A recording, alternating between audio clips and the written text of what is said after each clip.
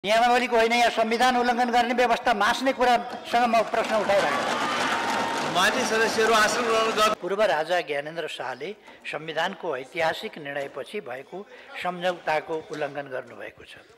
त्यतिखेर नागरिकको हैसियतमा शान्त जीवन बिताउने,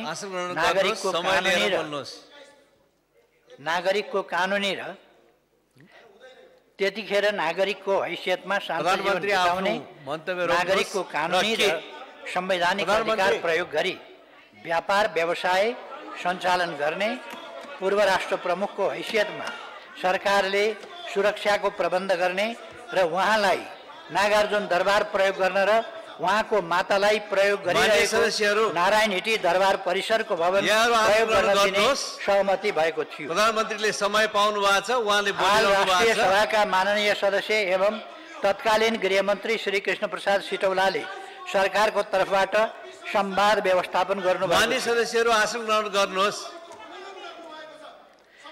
आपराधिक घटनामा नियमावलीको होइन या संविधान उल्लङ्घन गर्ने व्यवस्था मास्ने कुरासँग म प्रश्न उठाइरहेको छु। मान्य सदस्यहरू आसन ग्रहण गर्नुहोस् र प्रधानमन्त्रीलाई समय दिएको छ। सबैले यस देशमा सबैले संविधान मान्नुपर्छ, व्यवस्था मान्नुपर्छ। हल्ला गरेको भरमा राजनीति र संसद सबैलाई अवरोध गर्ने काम गर्न मिल्दैन।